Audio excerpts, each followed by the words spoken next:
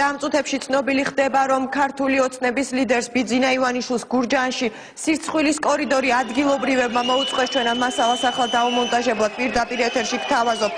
ცნობილია, რომ მოსახლეობა ბიძინა ივანიშვილს სტვენით და შეძახილებით შეხვდა. წადი ბიძინა, ეს იყო ის, რასაც გურჯაანელები ბიძინა ივანიშვილის გამოჩენისთანავე სკანდირებდნენ.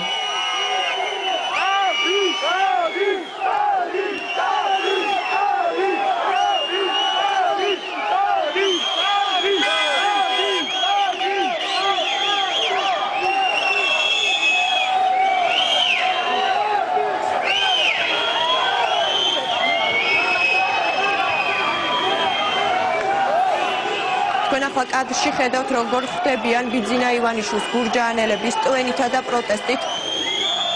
ბიძინა ივანიშვილი არ გადმოსულა მანქანიდან, არ გაუჩერებია ექსკორტი და განაგრძო გზა. მან, როგორც ჩანს, პროტესტი იმით დაიოკა, როგორც კადრებში ჩანს, რომ წყალი დალია.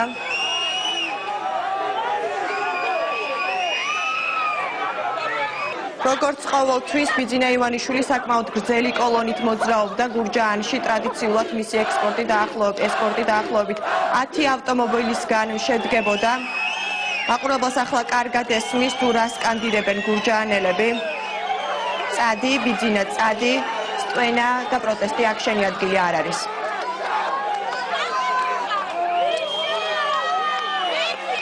მე კიდევ ერთხელ შეგახსენებთ, რომ ეს არის კადრები, რომელსაც დაუმონტაჟებლად ვთავაზობთ მაყურებელს და რომელიც ასახავს, თუ როგორ შეხვდნენ გურჯაანელები გურჯაანში ჩასულ ქართული ოცნების ლიდერს ბიძინა ივანიშვილს.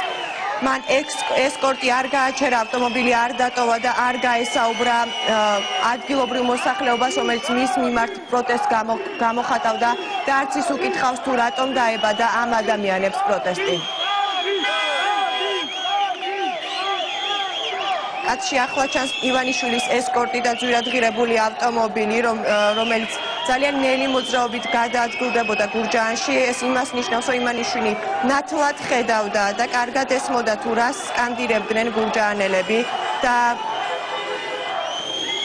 პროტესტის მიუხედავად ბიძინა ივანიშვილი ცდილობს შეინარჩუნოს სიმშვიდე, წყალს სვამს და ხელს უქნევს მოსახლეობას, რომელიც მის საწინააღმდეგოდ სკანდირებს.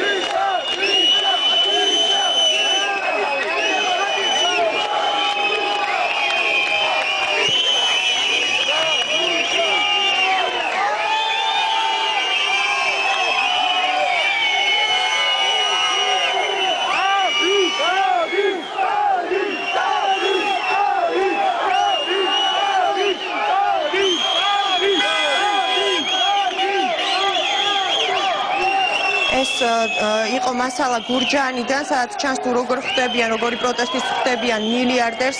ამ წუთებში კი ჩვენ ველოდებით მასალას ლაგოდეხიდან, სადაც ასევე პროტესტით დახვდნენ ბიძინა ივანიშვილს, თუ როგორ ვითარდებოდა ლაგოდეხში მოვლენები. ამას მოგიყვებათ რეალობა 4 საათზე.